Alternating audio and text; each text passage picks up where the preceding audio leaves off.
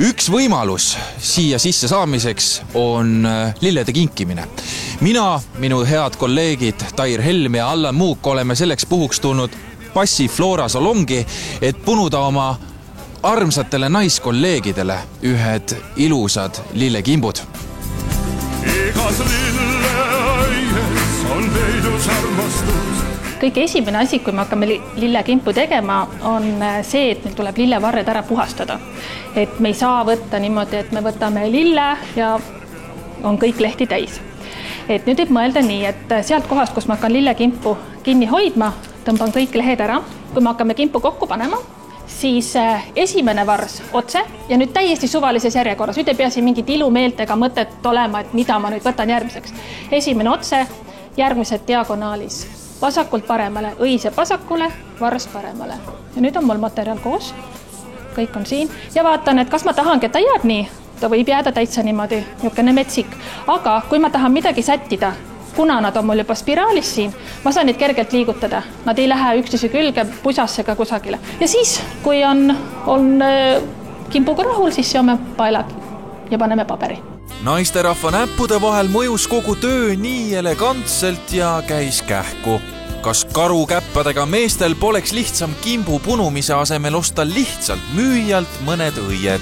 Tahetakse minna seda turvalist teed, et võtame kõik roosid ja siis on kindel valik. Aga tegelikult, mida meie nagu teeme, meie ei müü üldse lõikelille. Müümegi, teeme ette tellitud kimpe.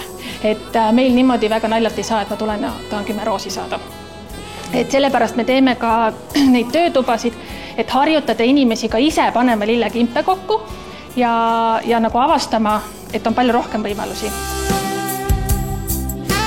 Allan, kumb on raskem, kas vestelda vangis olevate eluaegsetega või kuulda kimpu oma elu jooksul, oled sa teinud mõlemad? Mõlemat olen teinud, aga tähtis on see, et mulle ta endale meeldiks, siis ülejäänud ei olegi oluline.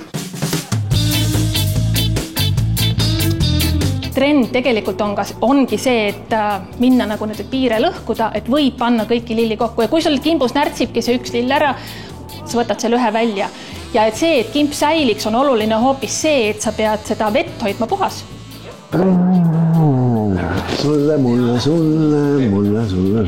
Me teeme nüüd 2 aastat järjest, nüüd harjutame mehi ise lillekimpe tegema, et sellel reedel enne naistepäeva on meil ka meestele töötuba, kus siis mehed saavad tulla ise, valida lilled ja teha lillekimp. Ja see on reedel kell 6. On see siis mingi võlurelv naistele siia?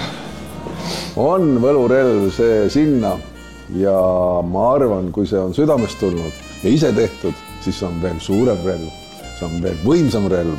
Küll mõni päev varem, aga siiski andsime lilled oma kolleegidele üle.